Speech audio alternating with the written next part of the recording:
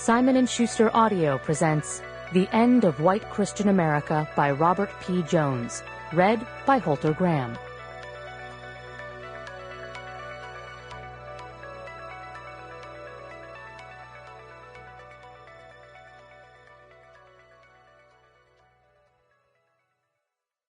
A PDF of charts and graphs referred to herein accompanies the program. An obituary for white Christian America.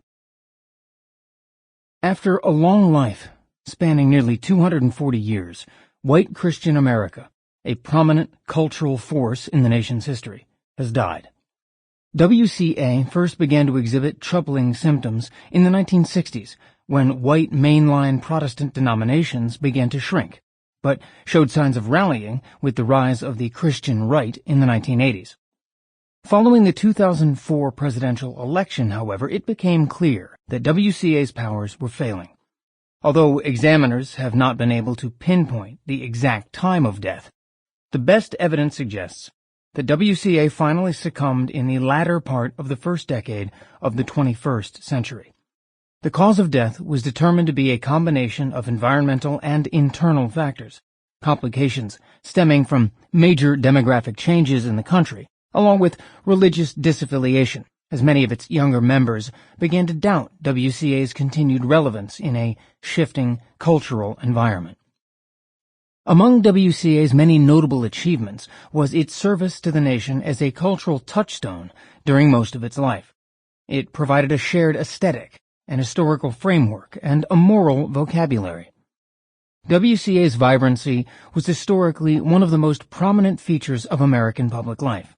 While the common cultural ground it offered did not prevent vehement or even bloody conflicts from erupting, the lingua franca of WCA gave them a coherent frame. As the nation was being born, George Washington invoked WCA in his first inaugural address. And when it was being torn apart during the Civil War, WCA provided biblical themes and principles that called the nation back to its highest ideals.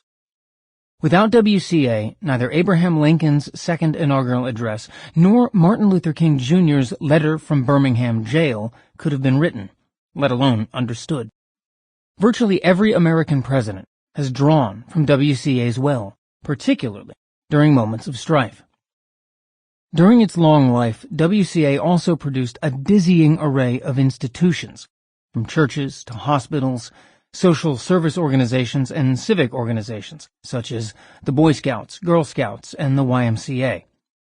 Beyond these direct functions, WCA also helped incubate and promote the missions of countless independent, non-governmental organizations that met in its facilities and were staffed with its members.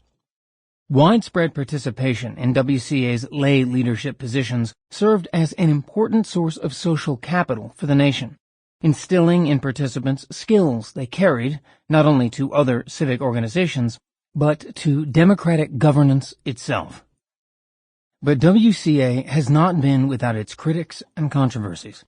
Its reputation was especially marred by its general accommodation to and participation in the institution of slavery up until the Civil War. In the late 19th and 20th centuries, WCA's apathy toward, and in some quarters even staunch defense of, segregation in the American South did little to overturn these negative associations. Its credibility was also damaged when it became mired in partisan politics in the closing decades of the 20th century. Late in its life, WCA also struggled to adequately address issues such as lesbian, gay, bisexual, and transgender LGBT rights, which were of particular importance to its younger members, as well as to younger Americans overall. WCA is survived by two principal branches of descendants, a mainline Protestant family residing primarily in the Northeast and Upper Midwest, and an evangelical Protestant family living mostly in the South. Plans for a public memorial service have not been announced.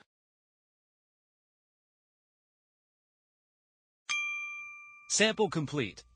Ready to continue?